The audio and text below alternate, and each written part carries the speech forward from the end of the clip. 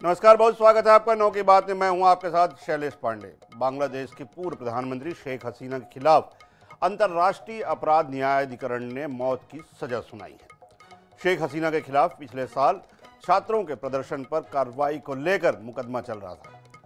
बांग्लादेश की कोर्ट ने पूर्व पीएम शेख हसीना को मानवता के खिलाफ अपराध करने का दोषी ठहराया है।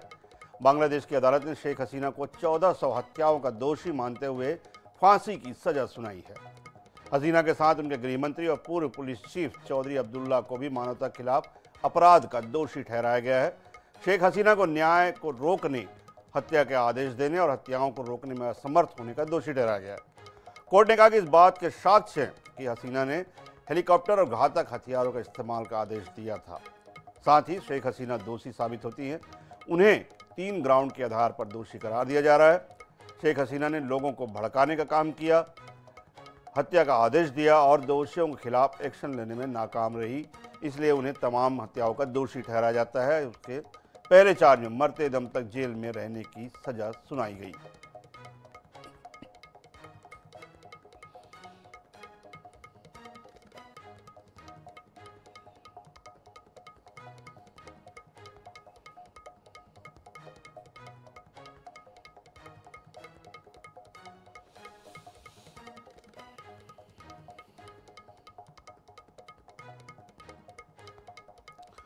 तो आप देख सकते हैं जिस तरह से हम आपको ग्राफिक्स से समझा रहे हैं कि उन प्रदर्शन के लिए दोषी ठहराया गया है जब तख्ता पलट के दौरान जो है भीड़ उग्र हो गई और तमाम छात्रों ने प्रदर्शन किया। वहाँ पर 1400 लोग इसमें जो है उनकी जान गई थी। इनके लिए दोषी प्रधानमंत्री तत्कालीन शेख हसीना को ठहराया गया है। हालांकि इसके तुरंत बाद शेख हसीना का एक बयान आया सोशल मीडिया के माध्यम से कि ये बदले की कार्रवाई है, एक तरफा जो है वो फैसला सुनाया गया है। और उन्होंने जिन समर्थकों ने प्रदर्शन किया था उन्हें यूनुस के जो वर्तमान में प्रधानमंत्री के पद पर हैं उनके इशारे पर जो है वो प्रदर्शन करना और हिंसक प्रदर्शन करना, साथ ही राष्ट्रीय संपदा को क्षति पहुंचाने का आरोप लगाया था। बिहार विधानसभा चुनाव में एनडीए को मिले बम्पर जनादेश के बाद नई सरकार के शपथ ग्रहण समारोह की तैयारियां पटना में जोरों पर है। माना जा रहा है कि 20 नवंबर को शपथ ग्रहण समारोह हो सकता है। बता दें, आज मुख्यमंत्री नीतीश कुमार ने सोमवार को राज्यपाल आरिफ मोहम्मद खान से मुलाकात कर पत्र सौंपा, जिसमें 19 नवंबर को विधानसभा भंग किए जाने की जानकारी दी गई। कल मंगलवार को जेडीयू विधायक दल की बैठक भी बुलाई गई है।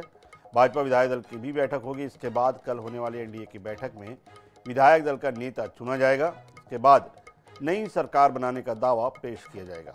माना जा रहा है कि 20 नवंबर को गांधी मैदान में नीतीश कुमार 10वीं बार बिहार के मुख्यमंत्री की पद की शपथ लेंगे।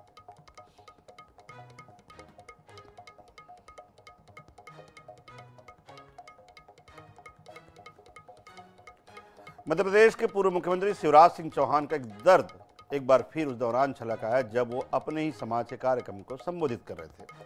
2023 की बम्पर जीत को याद करते हुए शिवराज सिंह चौहान ने कहा कि जीत के बाद बतौर मुख्यमंत्री डॉक्टर मोहन यादव का नाम आने पर उनके चेहरे पर शिकन भी नहीं आई थी। केंद्रीय कृषि मंत्री शिवराज सिंह चौहान के समर्थक खुलकर ये कहते नजर आए हैं कि 2023 में जिस फसल को शिवराज सिंह चौहान ने बोया था उसे किसी और ने काट लिया। लेकिन कभी शिवराज सिंह चौहान ने इस बात को सीधे तौर पर नहीं कहा, लेकिन जब वो अपनों के बीच आए तो दिल का दर्द जुबां पर आ ही गया। लेकिन मैं समाज को प्रणाम करते हुए कहना चाहता हूं, वो मेरी परीक्षा की घड़ी थी। तय हुआ कि मुख्यमंत्री मोहन जी होंगे, मेरे माथे पर बल नहीं पड़ा। अलग अलग रिएक्शन हो सकते थे, गुस्सा आ सकती थी, और मैंने इतनी मेहनत करी और कौन को वोट दिए, लेकिन दिल ने कहा शिवराज ये तेरी परीक्षा की घड़ी है, माथे पे सिकन मत आने देना, आज तू कसौटी पर कसा जा रहा है। और मैंने नाम प्रस्तावित किया। अब ये देखिए, ये परीक्षा होती है। और उसके बाद प्रधानमंत्री जी के नेतृत्व में दिल्ली में काम करने का मौका मिला और मुझे पत्रकारों ने उससे पूछा तो मैंने ये कहा कि और क्या देती पार्टी, 4 बार मुख्यमंत्री, 6 बार सांसद, 6 बार विधायक। तो एक रिएक्शन ये होता है, संयम रखना, धैर्य रखना। केंद्रीय कृषि मंत्री शिवराज सिंह चौहान के इस भाषण से सियासी बवाल खड़ा हो गया है। बीजेपी इसे बेहद सामान्य घटनाक्रम बता रही है, तो वहीं कांग्रेस ने एक बार फिर बीजेपी पर इसको लेकर तंज भी कसा। वैसे तो ये कोई नई बात नहीं है कि शिवराज सिंह चौहान को 2023 में सीएम ना बनाए जाने पर बवाल खड़ा हुआ हो। इसके पहले भी उनके बेटे कार्तिकेय सिंह चौहान बुधनी में एक ऐसा ही बयान दे चुके हैं। शिवराज समर्थक तो इस मामले में खुलकर बोलने से कभी चूकते नहीं हैं, लेकिन खुद पूर्व सीएम के द्वारा जब ये कहा गया तो विपक्षियों को बैठे बैठाए मौका मिल ही गया। पार्टी में भी अंदरूनी कानाफूसी शुरू हो गई है। अनुराग मालवी, INS 24/7 भोपाल। इधर ग्वालियर पहुंचे मध्य प्रदेश के मुख्यमंत्री डॉक्टर मोहन यादव भारतीय जनता पार्टी के अनुसूचित जाति मोर्चा के राष्ट्रीय अध्यक्ष लाल सिंह आर्य के घर पहुंच गए। सीएम ने लाल सिंह की बेटी प्रियंका और यशु राज सिंह को दाम्पत्य जीवन की शुरुआत करने पर बधाई दी और उन्होंने कहा कि बाबा महाकाल का आशीर्वाद दोनों पर सदैव बना रहे।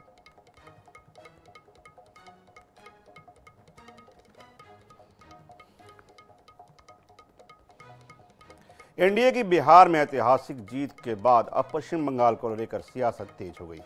एक तरफ पश्चिम बंगाल में एसआईआर को लेकर राजनीति हो रही है, तो दूसरी तरफ भाजपा ने अपनी चुनावी बिसात बिछाने की शुरुआत कर दी है। छत्तीसगढ़ के नेता कैसे बंगाल को संभाल रहे हैं कमान, क्यों बिहार के बाद बंगाल के चुनाव को लेकर गरमाई है सियासत, देखिए हमारी खास रिपोर्ट। लेकिन इससे पहले एक बड़ी खबर की बात करते हैं। छत्तीसगढ़ में एसआईआर यानी मतदाता सूची के विशेष पुनरीक्षण की प्रक्रिया तेजी से आगे बढ़ रही है।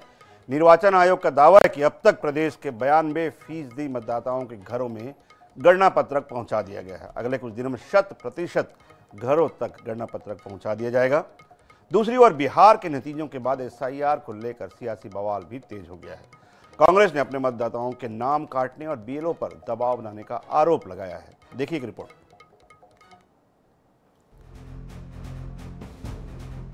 छत्तीसगढ़ में मतदाताओं के विशेष पुनरीक्षण की प्रक्रिया लगातार जारी है। 4 नवंबर से बीएलओ मतदाताओं के घर घर जाकर मतदाता सूची के लिए गणना पत्रक दे रहे हैं। भारत निर्वाचन आयोग के मुताबिक अब तक बीएलओ 92% मतदाताओं के घरों तक गणना पत्रक पहुंचा चुके हैं।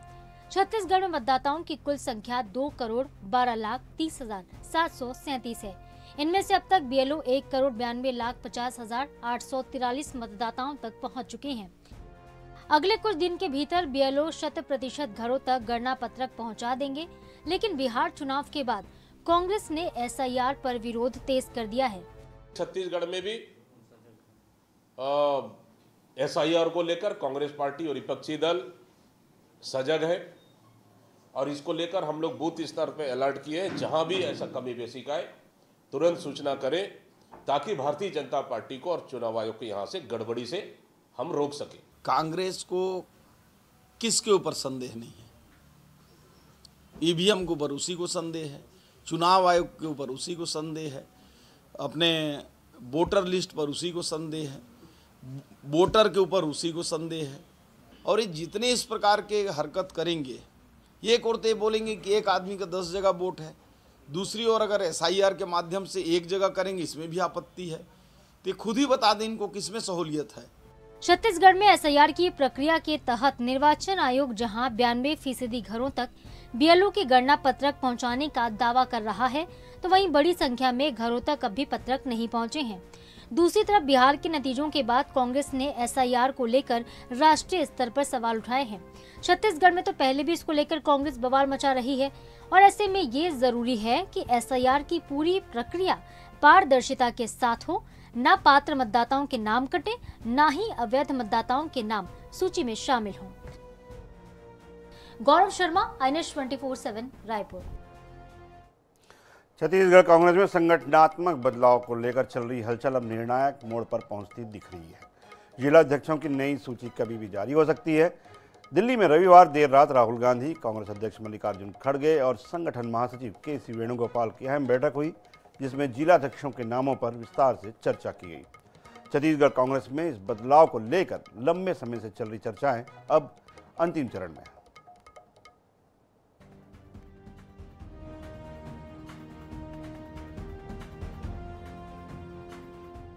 कांग्रेस हाईकमान ने हर जिले से आए 6 नामों के पैनल पर मंथन पूरा कर लिया है। प्रदेश में 9 से 17 अक्टूबर तक 40 जिलों में भेजे गए पर्यवेक्षकों की रिपोर्ट के आधार पर ये पैनल तैयार किया गया था। ये नाम लगभग फाइनल माने जा रहे हैं। एआईसीसी की बैठक में इन नामों पर अंतिम मुहर लगनी बाकी है।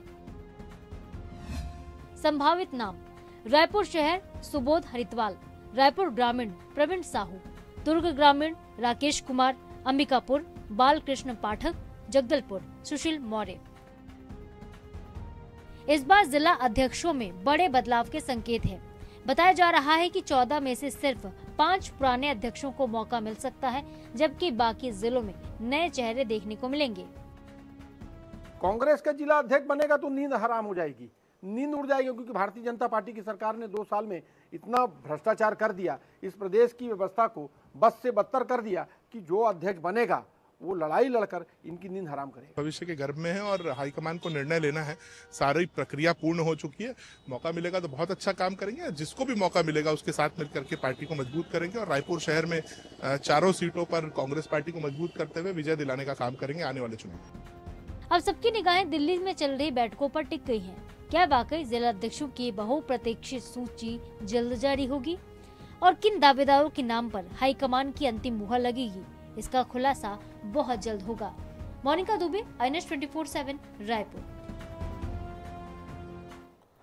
छत्तीसगढ़ में समर्थन मूल्य पर धान खरीदी की शुरुआत हो गई है। 15 नवंबर से शुरू हुई धान खरीदी 2.5 महीने यानी 31 जनवरी 2026 तक चलेगी। पड़ोसी राज्यों से आने वाले अवैध धान को लेकर चेक पोस्ट भी बनाए गए हैं। इसके बावजूद दूसरे राज्यों से बिचौलिए धान लाकर खपाना चाह रहे हैं। सिर्फ 2 दिनों में जांच टीमों ने 19,320 क्विंटल धान जब्त किया है। साथ ही साथ इसे लेकर सियासत भी चल रही है। देखिए एक रिपोर्ट।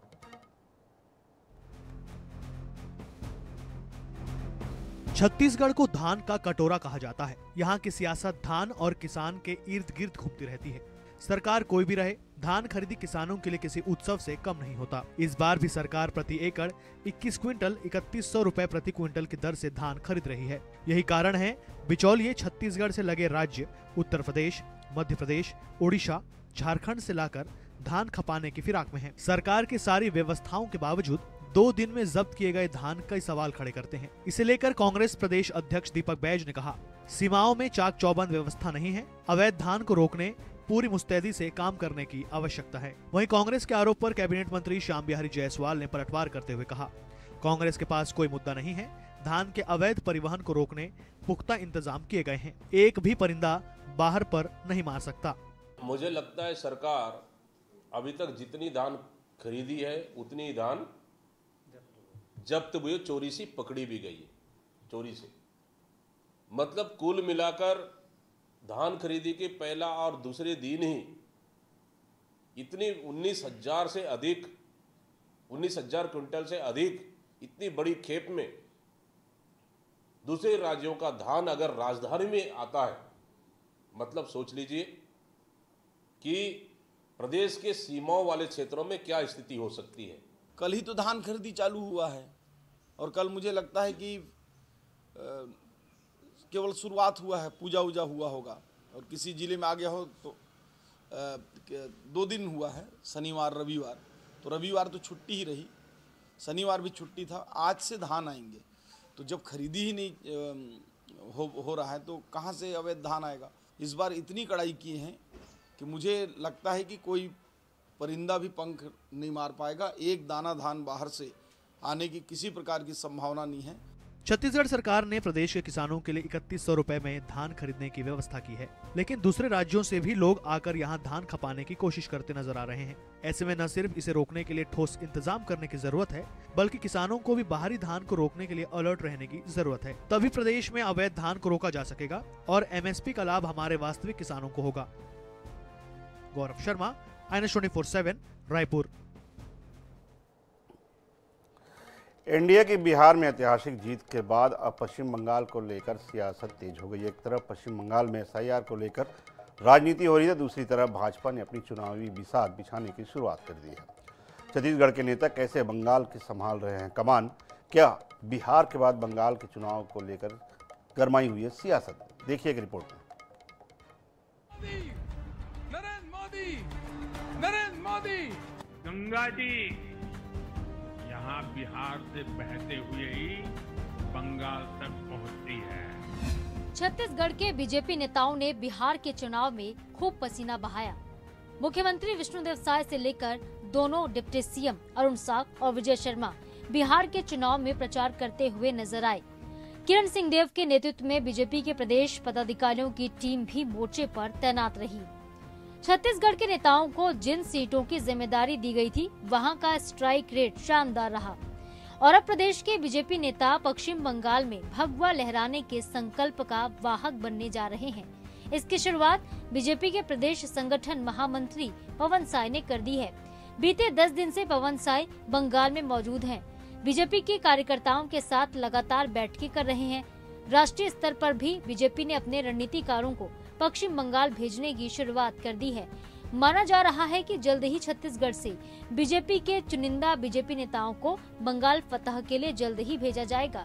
दूसरी तरफ बिहार के बाद बंगाल फतह को लेकर सियासत अलग से हो रही है।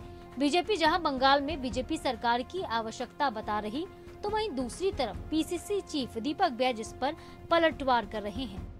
जहां जहां डबल इंजन की सरकार है, वो राज्य बड़े स्पीड के साथ आगे बढ़ रहे हैं। उसका उदाहरण छत्तीसगढ़ है, मध्य प्रदेश है, उत्तर प्रदेश है, बिहार है और कई राज्य हैं, गुजरात है। भारत सरकार जिस हिसाब से चाहती है उन सब योजनाओं का लाभ वहाँ नहीं मिल पा रहा है और कई दृष्टि से बंगाल में भारतीय जनता पार्टी की सरकार की आवश्यकता है। पश्चिम बंगाल में वहाँ की सरकार सजग है और एसआईआर को लेकर वहाँ के मुख्यमंत्री लगातार सरकार पर अटैक कर रहे हैं और हमें भरोसा है कि बिहार जैसा स्थिति पश्चिम बंगाल में ना हो। लेकिन भारतीय जनता पार्टी बिहार को भी साम दाम दंड भेद चुनाव आयोग गठबंधन के साथ वहां भी सत्ता हथियाने के लिए कोई कसर नहीं छोड़ेगी। छत्तीसगढ़ से बीजेपी और कांग्रेस दोनों ही दल के नेता प्रचार के लिए बिहार पहुंचे थे, लेकिन बीजेपी नेताओं का स्ट्राइक रेट एक तरफ शानदार रहा तो कांग्रेस नेताओं को मुंह की खानी पड़ गई और अब भाजपा ने बंगाल फतेह के लिए छत्तीसगढ़ के नेताओं पर दांव लगाने की शुरुआत कर दी है। आने वाले समय में और किसकी ड्यूटी बंगाल के चुनाव में लगती है, ये देखने वाली बात होगी। गौरव शर्मा, INS 24/7, रायपुर। पिछले एक हफ्ते से विदिशा के इमताल चौराहे पर पार्षदों का धरना प्रदर्शन जारी है। सोमवार को पार्षदों ने मसाल जुलूस निकाला। साथ ही चेतावनी दी गई कि यदि उनकी मांगों की सुनवाई नहीं होती तो विदिशा से पैदल ही भोपाल तक मार्च करेंगे।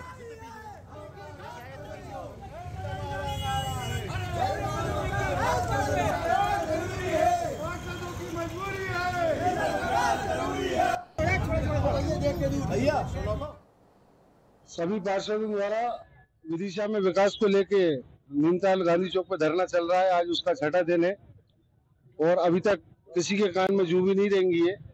कल विधायक जी और नगर पालिका अध्यक्ष आए थे, उनका कहना था कि हम तुम्हारी कोई मांग नहीं मानेंगे, कोई अपने काम हो तो आप बता दो, ये कह के चले गए। तो आज उसी संदर्भ में माधवगंज से मशाल जुलूस निकाल रहे हैं हम। आज विदिशा के विकास के लिए जो पार्षद धरने पे बैठे थे, उनके द्वारा और विदिशा की जनता के द्वारा मशाल जुलूस निकाला जा रहा है, जिससे प्रशासनों के कान तक हमारी बात पहुंचे और नेताओं तक हमारी बात पहुंचे, जिससे विदिशा का विकास हो सके।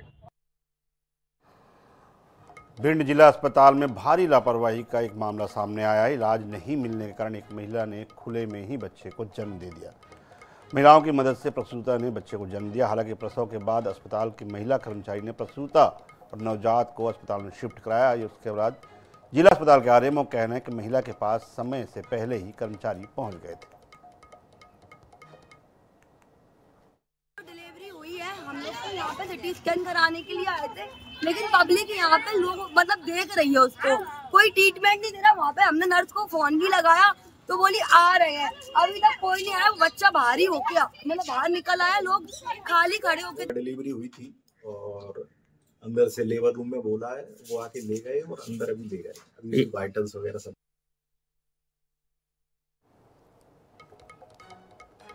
खबरों में फिलहाल इतना ही, लेकिन देश प्रदेश की तमाम खबरों और न्यूज अपडेट्स के लिए आप बने रहिए INS 24/7 के साथ।